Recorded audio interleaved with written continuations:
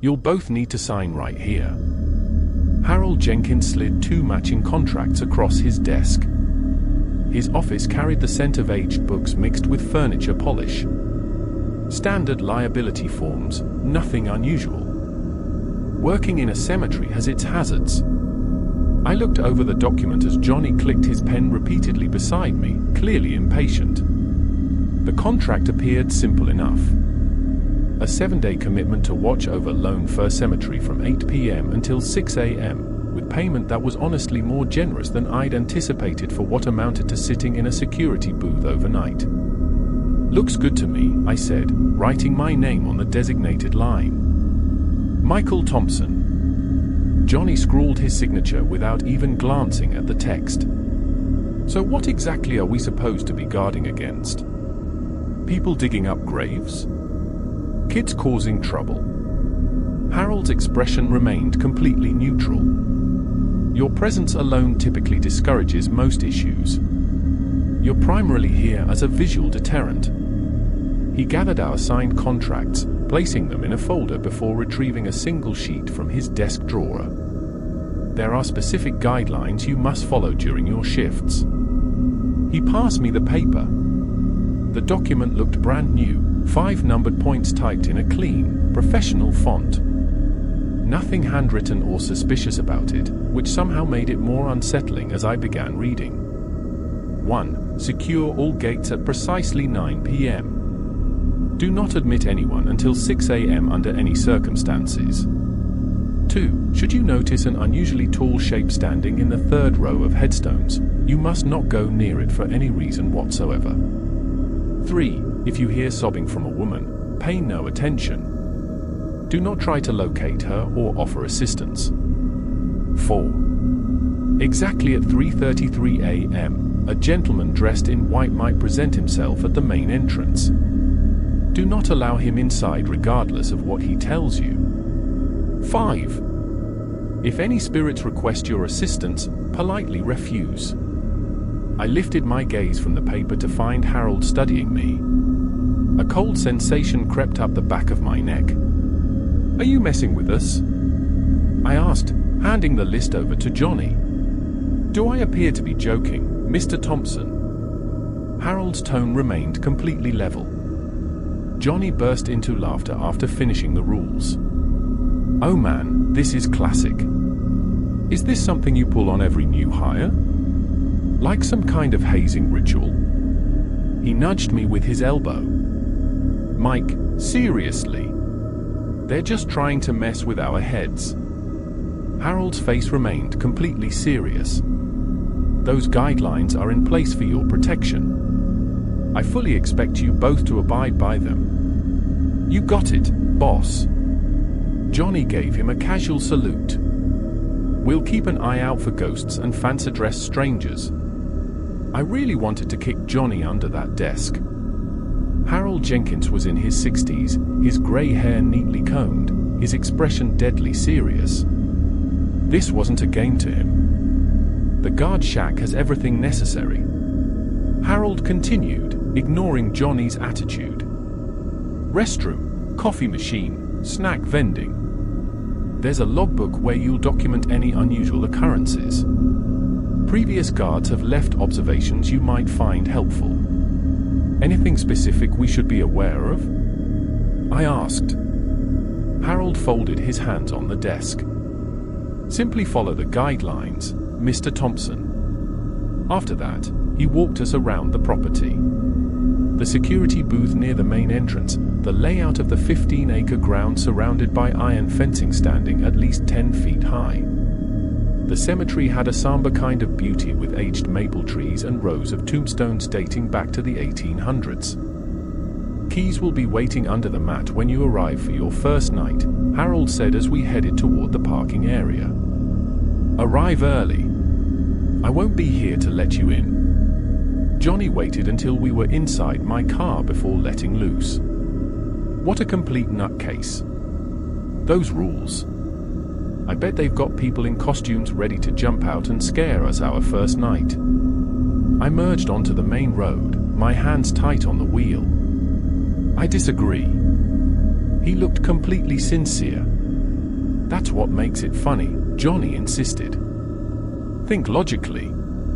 No legitimate job would include warnings about ghosts and mysterious men. It's just initiation stuff. Maybe he had a point.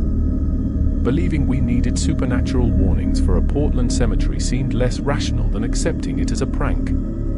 But Harold's expression when he handed me that list. "You're analyzing this too much," Johnny said, noticing my face. "This will be simple money. We'll hang out in a heated booth all night, eat junk food, and collect a paycheck. Plus, we can list security work on our resumes." I nodded, trying to ignore the unease building inside me. We really needed this job. My rent was due soon and Johnny's car insurance was about to expire. We'd been friends since elementary school when he'd punched a kid teasing me about my inhaler. Johnny had always charged ahead without thinking, while I was the careful one who examined everything and worried about consequences. "Just promise you'll treat this seriously," I said. "Even if it's a joke, we can't afford to lose the money. I swear I'll take ghost hunting with utmost seriousness." Johnny laughed and cranked up the radio. Later that evening, after making dinner and sitting at my computer, Johnny called. "Dude, I keep thinking about Rule 4. The white-suited guy at 3:33. That's related to the witching hour, right? Technically, the witching hour is usually midnight or 3 a.m. generally," I corrected. "Not specifically 3:33. Whatever, smart guy. Point is, they're obviously sending someone in a white costume. We should mess with them back, pretend we're possessed or something." I rubbed the bridge of my nose. Absolutely not. If this is some kind of test, passing means following the rules exactly. You're no fun sometimes. I could practically see Johnny rolling his eyes. But okay, we'll do it your way for now. After we ended the call, I began researching Lone Fir Cemetery. It ranked among Portland's oldest, established in 1855. The website appeared perfectly normal. Historical information, burial records, self-guided tour maps, nothing about paranormal activity or safety rules for night staff. I dug deeper, searching news archives and local discussion boards. That's when I discovered the forum thread. It was from 3 years earlier, hidden in a paranormal discussion group. Someone had posted asking about the unusually high number of suicides among former Lone Fir Cemetery employees. The thread received only a few skeptical responses before the original poster stopped replying. I stared at the screen, nausea rising in my stomach. Could be coincidence or just an urban legend, but combined with those rules, I closed my laptop without bookmarking anything. Johnny didn't need to see that. He'd either dismiss it completely or worse, get even more determined to treat this like some adventure. Challenging the supernatural was exactly the kind of thing he loved, proving his bravery, showing nothing could scare him. The night before our first shift, I lay awake staring at the ceiling, unable to rest. I kept visualizing the cemetery layout, 15 acres surrounded by iron fencing. The third row of tombstones where we must avoid approaching any tall figure. The main gates requiring locking at exactly 9 p.m. My phone lit up with a text from Johnny. "Ready to hunt ghosts tomorrow night?" I didn't respond. Instead, I got up and grabbed a small notebook from my desk drawer. I wrote down the 5 rules exactly as Harold had given them, then added my own observations about the cemetery layout.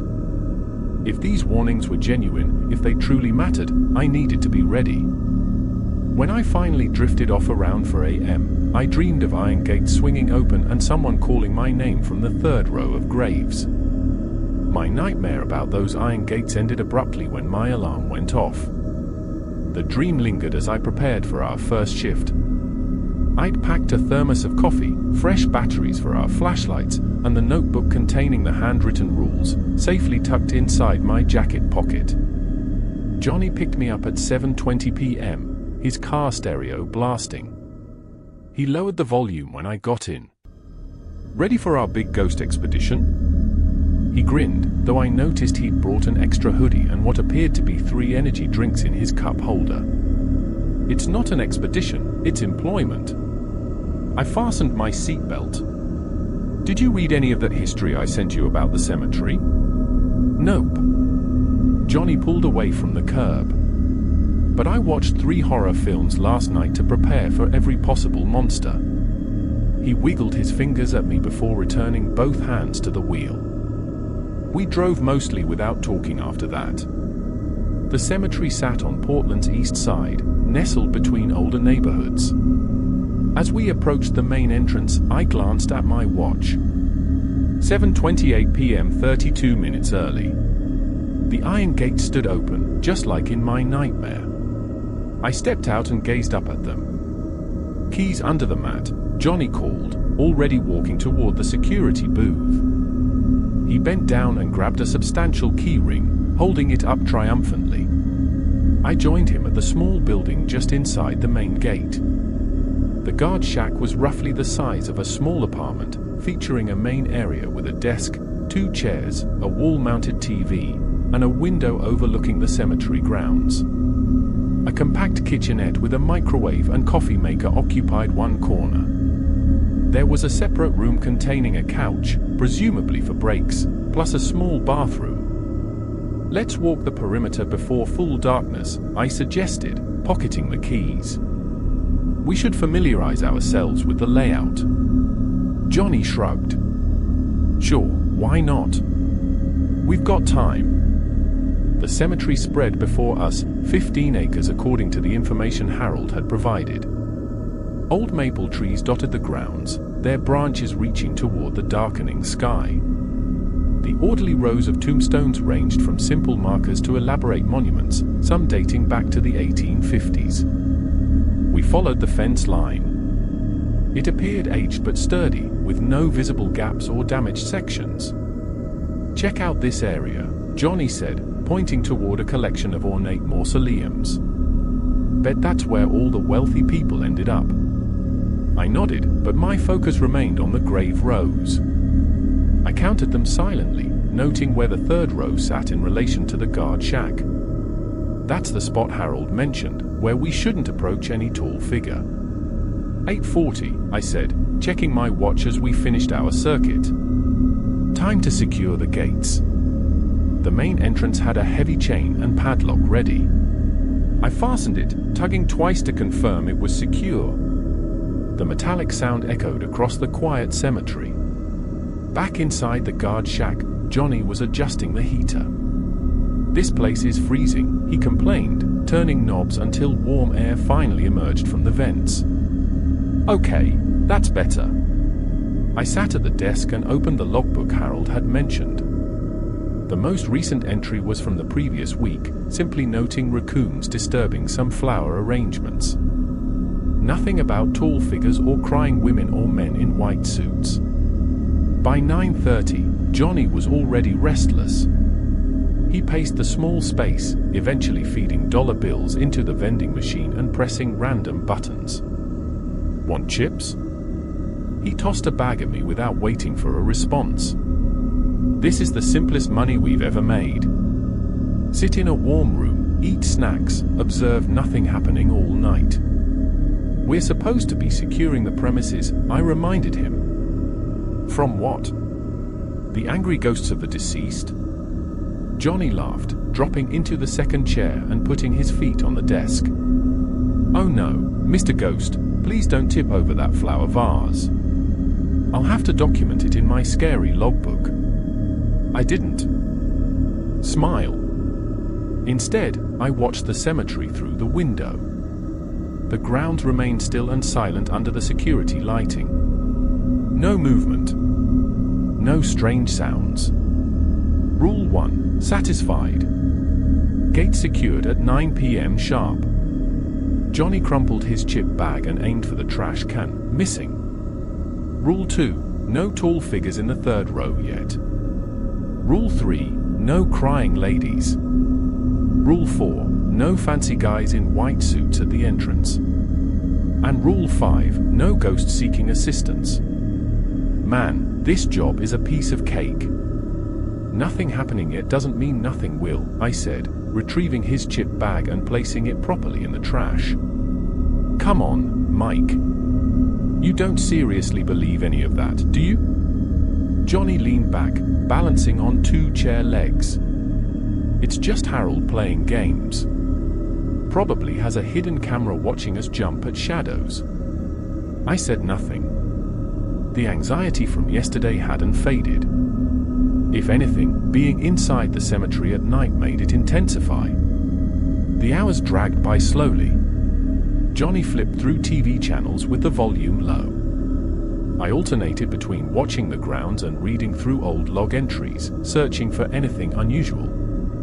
At 11:15, Johnny went to use the restroom. I stretched and looked out the window, scanning the rows of tombstones illuminated by the dim security lights. That's when I noticed it. In the third row of graves, positioned between two maple trees, stood a shape. It was tall, significantly taller than any ordinary person, and completely motionless. Just a dark outline, but undeniably present.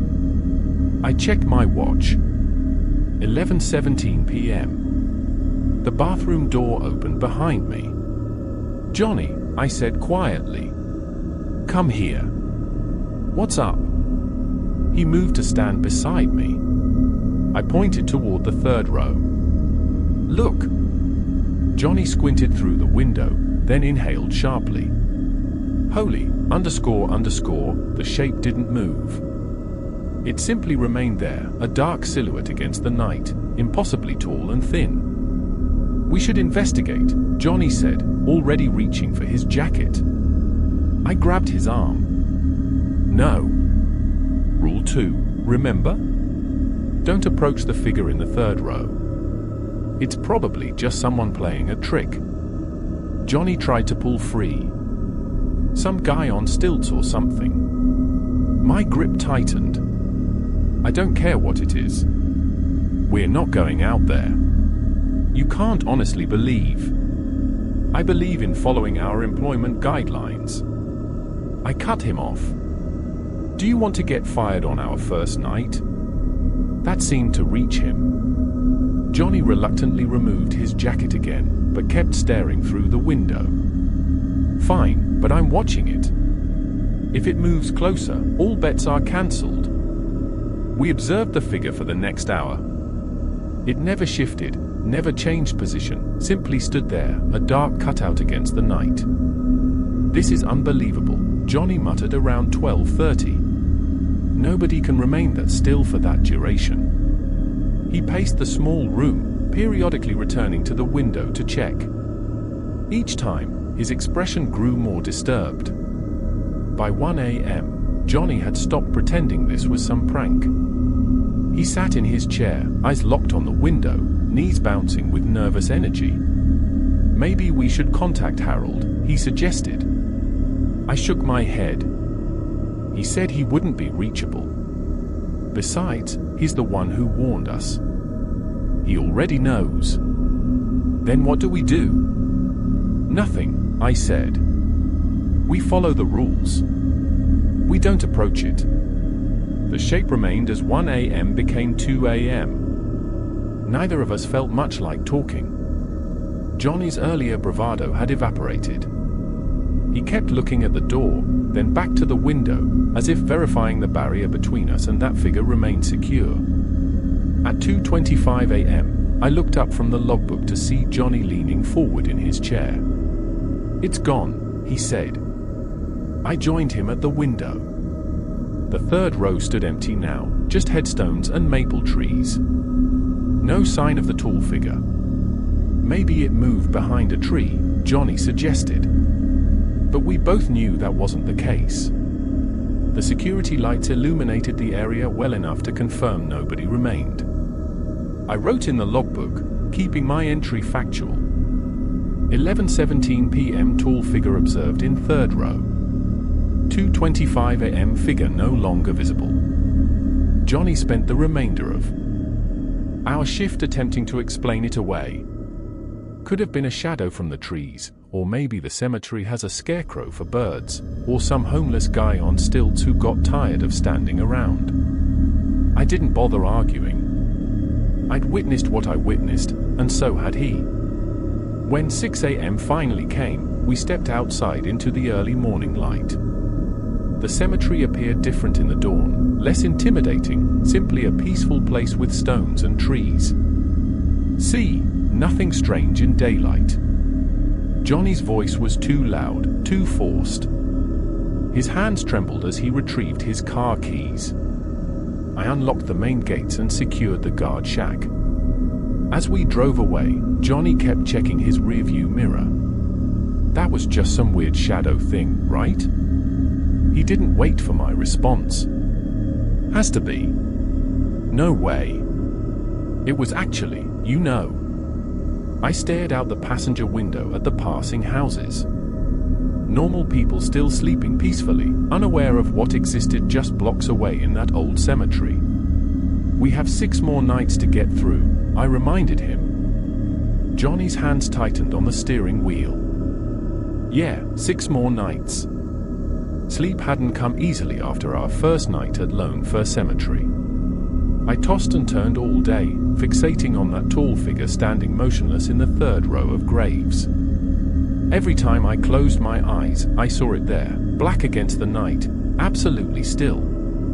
By evening, rain had started falling over Portland, tapping against my apartment windows in a way that would normally soothe me. Tonight, it only increased my anxiety.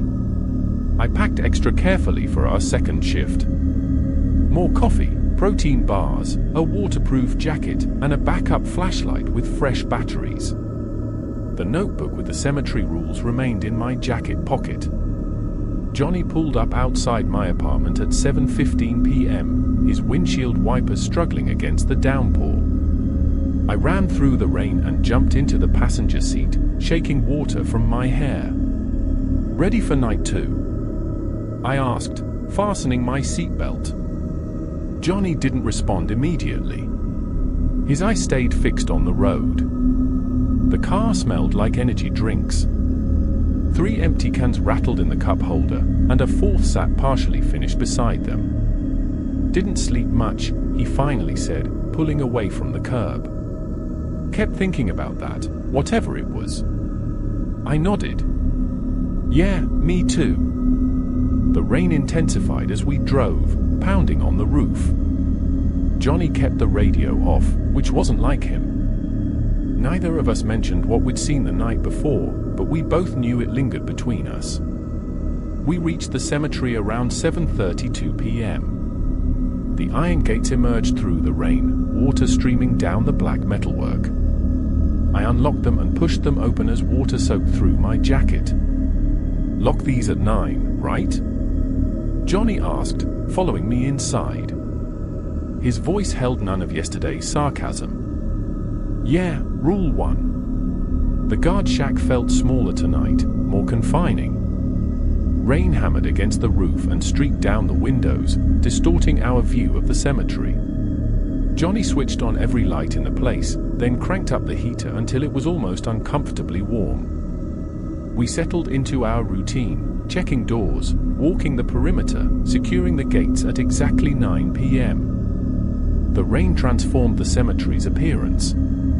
Tombstones glistened wet in the security lights, and the old maple trees swayed slightly in the wind, their wet branches casting moving shadows across the grounds. Johnny kept glancing toward the 3rd row of graves, then quickly looking away. "Do you think it'll return tonight?" he asked, setting up a small speaker to play music from his phone. The volume was so low I could barely hear it over the rain. "I don't know," I answered honestly. "But I'm not going near that row regardless." Johnny nodded, pulling out an energy drink. 8 more hours to go. We tried to keep ourselves occupied. I reviewed the logbook again, reading entries from previous months. Nothing unusual, just notes about maintenance needs, flower deliveries, and occasional trespassers. Johnny scrolled through his phone, occasionally showing me memes that neither of us found particularly funny. At 10:42 p.m., we both heard it. A woman's voice, soft, but clear enough to cut through the sound of rainfall. Someone crying. Deep, heartbroken sobs interrupted by gasping pleas for help. Please. Someone help me. Please. Johnny froze mid-sentence, his phone dropping to his lap. Do you hear that? I nodded, feeling the blood drain from my face. Rule 3. If you hear a woman crying, ignore her. Do not attempt to find or help her. Is that coming from inside the cemetery? Johnny stood up, moving to the window. The crying continued, growing more distinct. A woman's voice trembling with desperation. I'm lost. Please, can anyone help me? I can't find my way. It seemed to originate from the second row of graves, maybe 50 yards from the guard shack.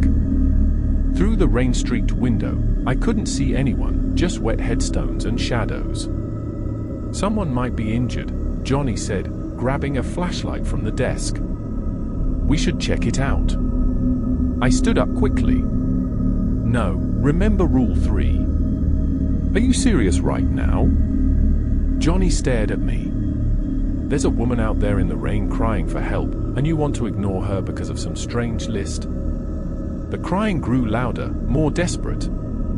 Someone or something sounded genuinely distressed. It was the kind of crying that happens when someone hits absolute bottom. Please, I need help.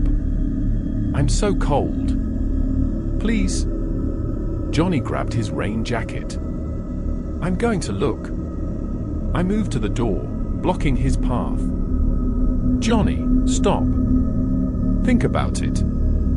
Who would be in a locked cemetery at nearly 11 at night in the pouring rain? I don't know. Someone who snuck in. Someone who got trapped accidentally. He tried to step around me. Move, Mike. No, Harold specifically warned us not to help if we hear a woman crying, just like he warned us about the tall figure, which we both saw last night. The sobbing outside grew louder, morphing into a sound that made the hair on my arms stand up. It didn't sound entirely human anymore. It continued too long without pause, too even in a way that didn't seem natural. Listen to that, I said quietly. Really listen. Does that sound normal to you? Johnny paused, flashlight clutched in his hand. His face showed his internal struggle. The instinct to help warring with the growing realization that something wasn't right. We're not prepared for this, I continued. The rules exist for a reason. If you go out there, I didn't finish the sentence. I didn't have to. The crying woman's voice changed, becoming simultaneously pleading and threatening. Please, I can see your light. Please come help me. I'm right here. Just follow my voice. Johnny hesitated. But what if it is someone who needs help? A real person? We can't just then they can call 911, I said firmly. They have a phone if they're genuinely in trouble. Our job is to stay here and follow the rules. The debate continued for almost an hour as the woman's cries grew increasingly distressing to hear. Johnny paced back and forth in the guard shack, checking his phone for reception. He kept suggesting we call the police and arguing that no rule was worth letting someone suffer. But as time passed, the crying started to sound less human. It was too steady, too consistent, too perfect in its sorrowful quality. Around midnight, it changed again. Michael, Johnny, I know you're in there. Please help me. I just need someone to find me. Johnny's face went completely white. How does it know our names? I shook my head, unable to answer. No one had spoken our names outside the guard shack since we'd arrived. The crying continued, now using our names every few minutes, making my skin crawl. By 1 a.m., Johnny couldn't endure it anymore. He covered his ears with his hands and retreated to the break room, curling up on the couch with his back to the door. I watched him go, then returned to my spot by the window. The crying never stopped. It persisted through the night, sometimes moving to different areas of the cemetery, sometimes sounding like it was right outside our door. The voice knew things it shouldn't have known, details about our lives, comments about what we were wearing, observations about the guard shack. I kept the logbook open beside me, recording each location change and notable phrase, trying to maintain professionalism even as my nerves frayed. At 4:17 a.m., I checked on Johnny. He lay curled in a tight ball on the couch, eyes wide open, hands still pressed over his ears. The crying penetrated everything. Walls, doors, hands, minds. "Make it stop," he whispered when he saw me. "Please make it stop." I couldn't. Dawn arrived excruciatingly slowly. As the first grey light filtered through the rain clouds, the crying finally began to fade, growing distant and then silent altogether. I recorded the time in the logbook, 5:53 a.m. The crying had lasted for 7 hours and 11 minutes without a single pause for breath. Johnny emerged from the break room looking deeply shaken. His face was pale, eyes bloodshot. Without a word, he gathered his things and waited by the door. We walked to the gates in silence. The rain had stopped, leaving the cemetery damp and misty in the early morning. I unlocked the gates and secured the guard shack, going through our closing routine. It wasn't until we were in Johnny's car, driving away from Lone Fir, that he finally spoke. "No woman could cry for 8 hours straight without stopping," he said, his voice hollow. "No human being could do that." I nodded, staring at the wet streets passing by outside the window. "I had dreams yesterday," Johnny continued after a long pause, "about that thing in the third row. It was watching me through my bedroom window, just standing there, staring in with no face. I turned to look at him. Johnny never admitted to being afraid of anything. Now his hand shook on the steering wheel. "What did Harold tell us about quitting?" he asked. "Can we just not come back?" "We signed a week-long contract," I reminded him. 5 more nights." Johnny fell silent again, his lips pressed into a thin line. We drove the rest of the way without speaking, the memory of that crying voice still ringing in our ears. The morning after our second night at Lone Fir, I woke to the sound of my phone buzzing. I checked the screen with blurry eyes. A text from Johnny. "Should we just quit? Don't think I can take another night of whatever that was." I didn't respond right away. My apartment felt safe in the daylight, but memories of that crying voice knowing our names made my skin go cold. There was something deeply wrong about that cemetery. Something beyond natural explanation. Part of me wanted to quit, too. After a shower and 2 cups of coffee, I texted back. "We signed a contract. Just 3 more nights." Johnny's response came an hour later. "Fine, but this __ is real." I spent the day researching Lone Fir Cemetery, looking for any history of hauntings or unusual events. The official record showed nothing extraordinary, just a very old cemetery. I found a few ghost tour listings that mentioned Lone Fir as potentially haunted, but nothing about tall figures or crying women or specific rules to follow. By evening, dark clouds had built up over Portland again, threatening rain. I packed my bag with the usual supplies, flashlight, batteries, coffee, snacks, and waited for Johnny's car. When 7:15 came and went, with no sign of him, I sent a text. "Where are you?" "We start in 45 minutes. 10 minutes pass before his reply. "Car won't start." "Working on it." "Go ahead and I'll get there when I can." My stomach dropped. Johnny's car had been running fine yesterday. A convenient mechanical failure right before our third shift seemed suspicious. I called him, but the call went straight to voicemail. With no other choice, I ordered a rideshare and arrived at the cemetery gates alone at 7:55 p.m.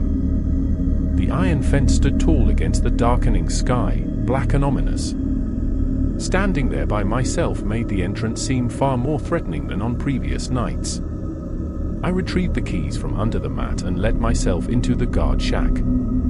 The small building felt emptier without Johnny's nervous energy filling the space. I turned on all the lights, checked the coffee maker, and glanced at the logbook. My entry from the night before stared back at me. Crying woman heard from 10:42 p.m. until 5:53 a.m. Voice new personal details. At 8:30 p.m., I secured all the gates as required by Rule 1. The cemetery stretched out dark and silent before me, empty except for the stones and trees.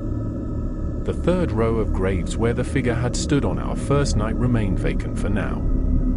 I returned to the guard shack and tried calling Johnny again. This time he answered, "Hey man, sorry." His voice sounded strained. "Still trying to get the car running. Might have to call a tow." "Are you really having car trouble or are you just avoiding coming back here?" I asked. A long pause followed. "Both," he finally admitted. "I haven't slept more than 2 hours straight since we started this job. I keep hearing that crying in my dreams." "We need to finish what we started," I said, looking out at the dark cemetery. "We don't know what happens if we break the contract." I know. I'll be there." "Okay. Just might be a little late." After hanging up, I sat down in my chair at the window. The quiet felt heavy. At least with Johnny here, we could distract each other from what was happening outside. Alone, I had nothing to focus on but the cemetery and its moving shadows. Minutes crawled by. I made coffee, scanned the grounds through the window and read old logbook entries to pass the time. Every small sound made me look up, expecting to see the tall figure or hear the crying woman again. At 9:45 p.m., the door to the guard shack swung open. Johnny stood there. He looked like he hadn't slept in days. "Sorry I'm late," he mumbled, dropping his backpack on the floor. "Car's at the shop." "How'd you get here?" I asked. "Bus, then walked the last half mile." He slumped into the second chair, not making eye contact. "Anything happened yet?" I shook my head. No tall figure, no crying woman." "Good. Maybe they take nights off." The joke fell flat, his voice lacking any humor. Johnny looked terrible, beyond tired. He looked haunted. His hands trembled slightly as he unpacked his bag, pulling out 3 energy drinks and a container of caffeine pills. "Did you sleep at all today?" I asked. He shook his head. "Can't. Every time I close my eyes, I hear her crying. And when I finally do fall asleep, I dream about that thing in the third row standing over my bed." He cracked open an energy drink. "I'm so tired. I feel sick, but I can't sleep." "Maybe you should see a doctor," I suggested. "And tell them what?" "That I'm being haunted by cemetery ghosts." Johnny laughed bitterly. They'd put me on a psychiatric hold. We settled into a nervous routine, both of us watching the cemetery through the window. Johnny jumped at every small noise, the heater kicking on, the coffee maker gurgling, the wind rattling the door. As the night deepened, the cemetery stayed quiet. No tall figure appeared in the third row. No woman's crying could be heard through the darkness. I began to hope that maybe, just maybe, we'd get through a night without anything happening. That hope died at midnight.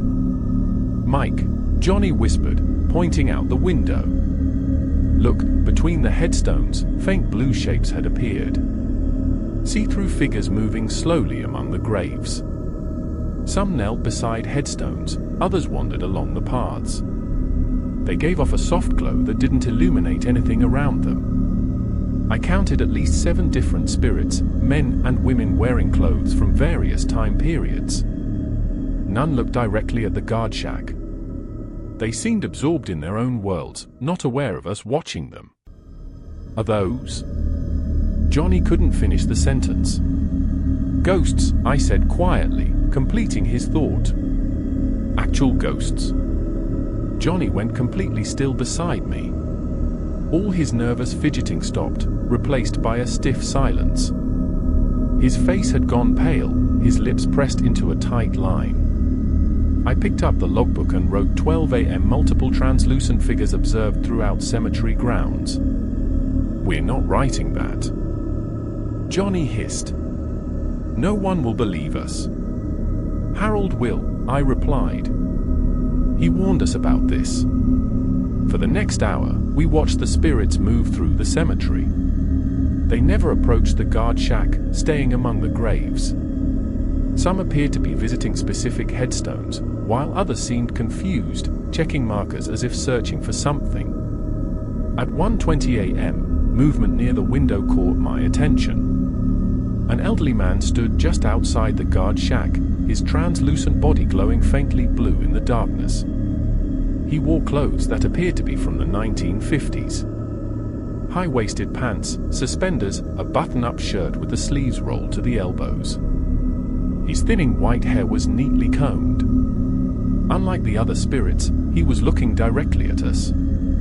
He raised a trembling hand and tapped softly on the glass. I glanced at Johnny. He backed away to the far corner of the room, his eyes wide with terror. The old man's voice came through the glass, soft but clear. Excuse me, young man. I wonder if you might help me. I'm trying to find my wife's grave. We were married 62 years before she passed. I seem to have forgotten where they laid her to rest. Rule 5 repeated in my mind. Decline all requests for help from spirits. I stood up slowly and approached the window, keeping a respectful distance. I'm sorry, sir. I'm not allowed to help you. The old man's face fell in disappointment, but he nodded. I understand. There are rules, aren't there? Always rules. He looked at me with sad eyes. Thank you anyway, son. His form grew dimmer, fading until he disappeared completely. I made another entry in the logbook, noting the time and the interaction. Johnny had pressed himself against the wall as far from the window as possible. Was that real? He whispered. Did that just happen? Yes, I said simply, returning to my chair. My heart pounded, but I kept my voice steady. That was real. Throughout the night, 3 more spirits came to the guard shack with similar requests. A woman in old-fashioned black funeral clothes asked for help finding her child's grave. A young man in what looked like a 1920s suit wanted help finding his brother. An elderly woman needed help locating her family plot. Each time, I politely refused, exactly as Rule 5 instructed. And each time, the spirits accepted my answer with sad resignation before disappearing. Johnny remained frozen in his corner, refusing to look outside or acknowledge the spirits when they came. He pulled his knees to his chest, making himself as small as possible. The hours passed slowly. Between spirit visits, I watched the ghostly figures moving among the headstones. They never interfered with each other, passing through one another like smoke when their paths crossed. None of them seemed malevolent or frightening, just lost, confused, or sorrowful. As 5 a.m. approached, the spirits began to disappear one by one. By 5:15, the cemetery was empty again. No sign of the ghosts who had filled it all night. Johnny finally unfolded from his position in the corner, his joints popping as he stretched his stiff body. We need to quit, he said, his voice rough from hours of silence. Right now. Tell Harold we're done. Tell Harold I shook my head. We only have 2 nights left. 2 more nights of this. Johnny gestured wildly at the window. Ghosts asking for help. That crying woman. That thing in the 3rd row. I can't do it, Mike. I can't.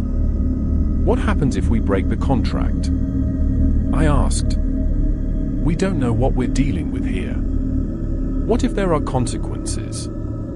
Johnny ran his hands through his hair, leaving it standing on end. What could be worse than what we've already seen? I don't know, I admitted. And that's the problem. These rules exist for a reason. Harold warned us.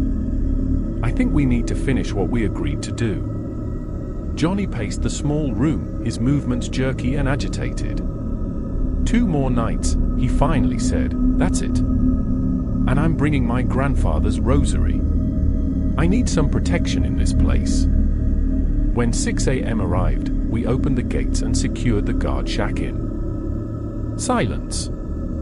The cemetery looked peaceful in the early morning light. No hint of the spirits that had walked its grounds hours before.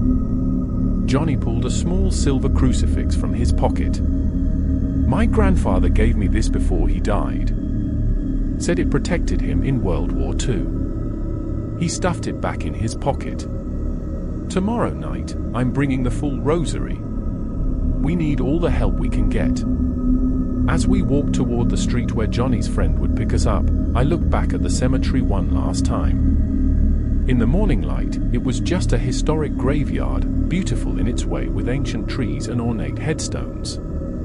But I knew better now. We both did. 2 more nights, I said quietly. Johnny nodded, his face grim. 2 more nights. Night 4 at Lone Fir Cemetery arrived after we'd both spent the day trying to recover in our own ways. I managed a few hours of broken sleep with dreams of translucent ghosts requesting my help. At least I'd slept. Johnny looked like he hadn't closed his eyes at all when he picked me up that evening. Hey, he said as I climbed into his car. His eyes were bloodshot, the skin beneath them dark and swollen. The shop had fixed whatever was wrong with his car, but nothing could fix what was wrong with us. You look terrible, I told him. Johnny didn't even attempt to joke about it. Yeah. He pulled away from the curb, one hand on the wheel while the other clutched something in his pocket. I noticed a silver chain between his fingers. The drive to the cemetery passed in silence. Neither of us felt like talking. 2 more nights, just 2 more, and we could escape the thing at Lone Fir Cemetery, if it would let us go. We arrived at 7:40 p.m., 20 minutes early. The iron gate stood open. Johnny parked across the street instead of pulling up to the front like we usually did. I don't want to be any closer than necessary, he explained, killing the engine. We walked across the street together, our footsteps dragging. Johnny kept glancing over his shoulder, checking the darkening street behind us. He'd become jumpy, constantly scanning his surroundings like he expected something to be following us. I unlocked the guard shack while Johnny stood watch, his back rigid and eyes darting between the graves. Inside, I turned on every light and checked all the corners as if something might be hiding in the small building. All clear, I said, setting my bag on the desk. Johnny nodded and stepped inside, locking the door behind him. He pulled the rosary from his pocket, his grandfather's World War II rosary. He hung it around his neck, tucking the cross under his shirt but leaving the beads visible. My mom used to say, "These protect you from evil," he said quietly. I hope she was right. We went through our routine mechanically, checking the coffee maker, reviewing the logbook, ensuring our flashlights worked. At 8:30 p.m., I stepped outside to lock the gates. "I'm coming with you," Johnny said, following close behind me. No way I'm staying in there alone. We locked the gates together, the heavy chain rattling as I threaded it through the iron bars. The sound echoed across the cemetery, making us both jump. Johnny kept one hand on his rosary the entire time, rubbing the beads between his fingers. Back in the guard shack, we sat side by side at the window, watching the cemetery in silence. The tall tree swayed slightly in the night breeze, creating shifting shadows across the graves. Every shadow resembled a figure about to materialize. "Do you think they'll all come back tonight?" Johnny asked. The tall thing, the crying woman, the ghosts. Probably, I said, and the man in the white suit at 3:33. Johnny's hand tightened around his rosary. Rule 4, don't let him in. Right. No matter what he says or does, we keep that gate locked. Hours crawled by.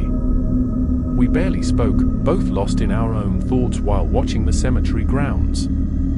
The coffee pot gurgled in the background, a mundane sound in our increasingly abnormal situation.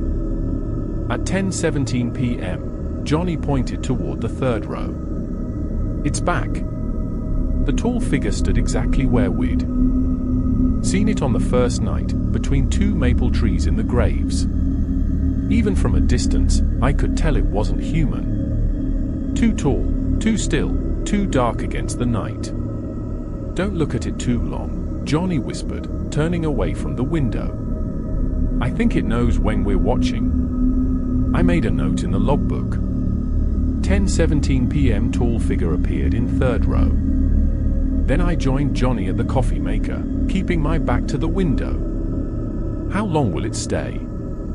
He asked, pouring coffee with shaking hands. Last time it disappeared around 2:25 a.m., I said, but I don't know if it follows a schedule. Johnny checked his watch. About 4 more hours, then. Great. We tried to distract ourselves with mundane activities, checking our phones, though reception inside the guard shack was spotty at best, leafing through old magazines left by previous guards, taking turns in the bathroom. Anything to avoid looking directly at the figure standing motionless in the cemetery. But we still felt its presence. It seemed to press against the guard shack walls, making the air feel heavy. I caught Johnny looking at it several times, then quickly turning away like it unnerved him. At 11:32 p.m., the crying started. Please, someone help me. The woman's voice came across the cemetery, soft at first, then growing steadily louder. She sounded closer than on previous nights, maybe in the second row of graves. Johnny immediately covered his ears. Not again. I can't listen to this all night again. Try to ignore it, I said, though I knew how impossible that was. The crying seemed designed to trigger every human instinct to help, to comfort, to rescue. I'm so cold. Please help me find my way home. Johnny pressed his hands harder against his ears, eyes squeezed shut. The beads of his rosary clacked together as he rocked slightly in his chair. The crying continued, sometimes moving closer to the guard shack, sometimes drifting deeper into the cemetery. Like before, the voice knew things it shouldn't. Our names, what we were wearing, comments about the guard shack. It called to us directly, begged us by name. Described how it could see us through the windows. Michael, Johnny, please look at me. I'm right here. I just need your help. We endured it as best we could. I continued making entries in the logbook, tracking the crying woman's apparent movements through the cemetery. Johnny alternated between covering his ears and clutching his rosary, praying under his breath. At 2:25 a.m., right on schedule, the tall figure vanished. One moment it stood in the third row, the next it was simply gone. Johnny didn't seem relieved by its disappearance. Where did it go? He asked, voice tight with anxiety. Is it coming here? I don't know. I scanned the cemetery, but saw nothing except the occasional translucent form of a spirit wandering among the graves. The crying continued without pause. Johnny checked his watch. It's almost 3:30. I got nervous. Rule 4. At 3:33 a.m., a man in a white suit may appear at the front gate. Do not open the gate for him under any circumstances. We need to watch the front gate, I said, moving my chair for a better view of the entrance. Johnny nodded, looking pale under the fluorescent lights of the guard shack. He joined me at the window holding his rosary. The minutes crawled by. 3:15, 3:22, 3:28. What do you think he wants? Johnny whispered. The man in white. Nothing good, I replied. Nothing that would make Harold put it in the rules. 3:31, 3:32. Johnny's breathing grew shallow. I realized I was holding my own breath. My eyes fixed on the main gate about 50 yards from the guard shack. At exactly 3:33 a.m., he appeared. A tall, thin man in an immaculate white suit materialized at the front gate. He hadn't walked there. He was simply present, suddenly, as if he'd emerged from nothing. His skin was unnaturally pale, almost glowing in the moonlight. Even from this distance, I could see his smile. Too wide for a human face with too many brilliant white teeth. Good evening, gentlemen, he called out, his voice clear despite the distance. Would you be so kind as to open the gate for me? I have urgent business within. Johnny stood up abruptly. I grabbed his arm. What are you doing? I should open the gate, Johnny said, his voice oddly flat. He needs to come in. No. I tightened my grip on his arm. Remember the rules. We don't open the gate for him. Johnny didn't seem to hear me. His eyes had taken on a glazed, unfocused quality. He reached for the ring of keys on the desk.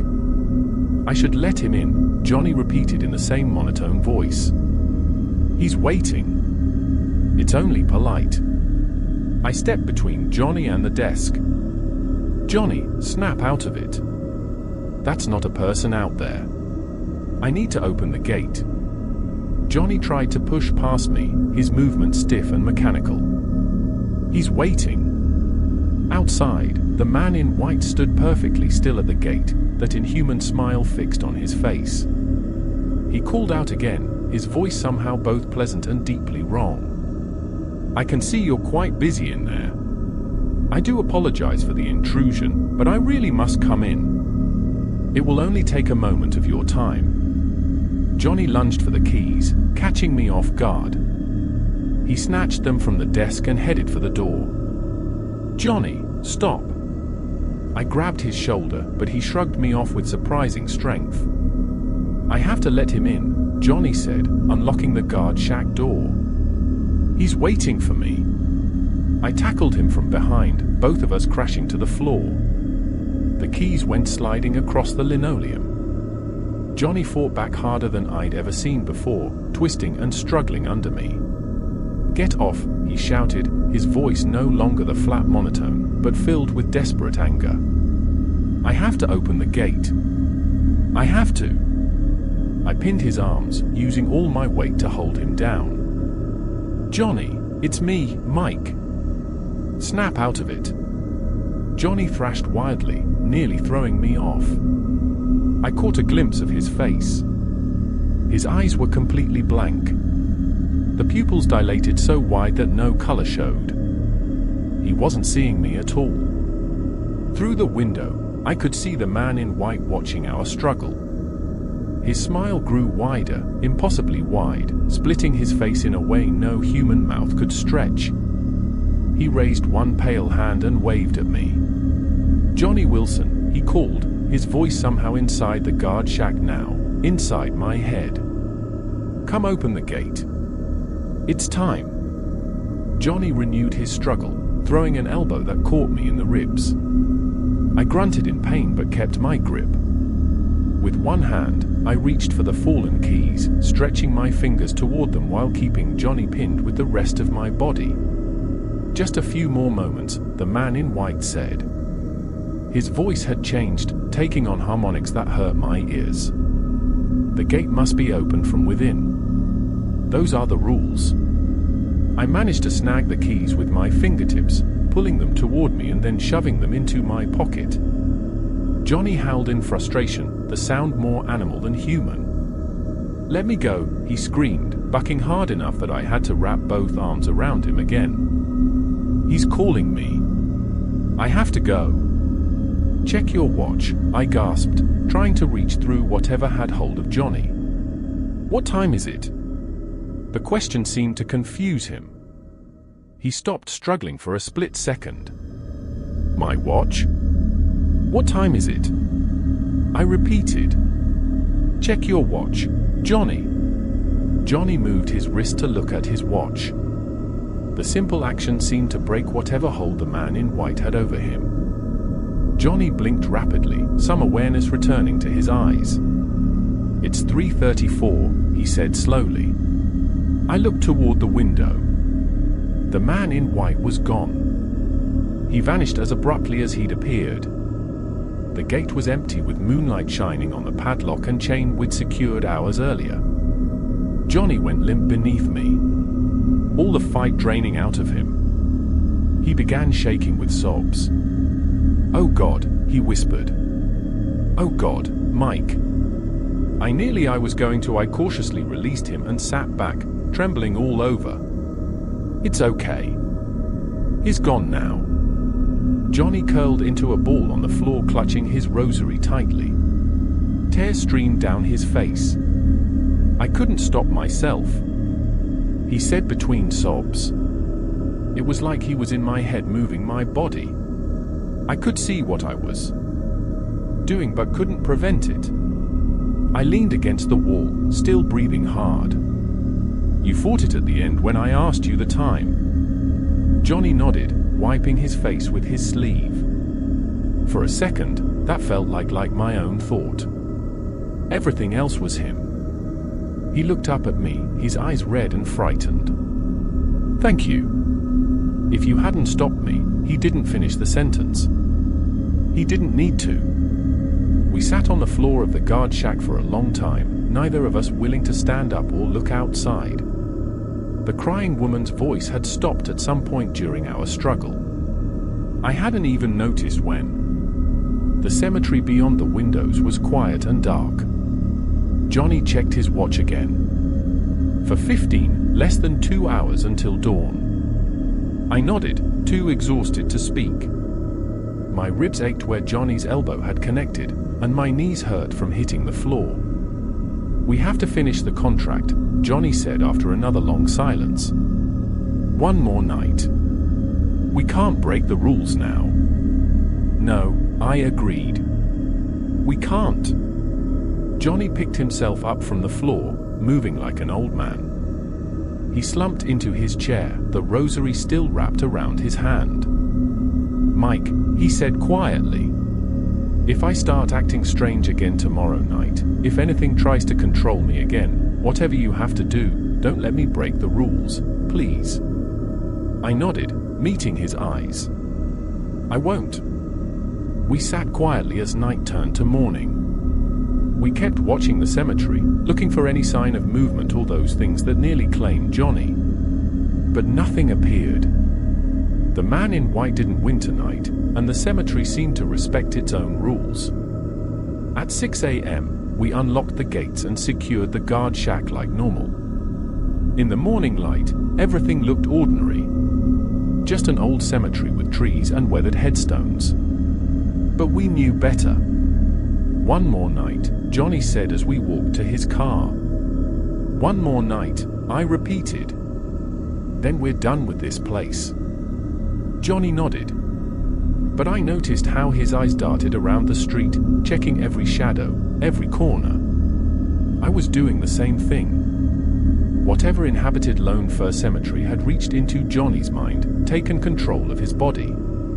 We both knew there was a very real possibility that it could do so again. And tomorrow would be our final night.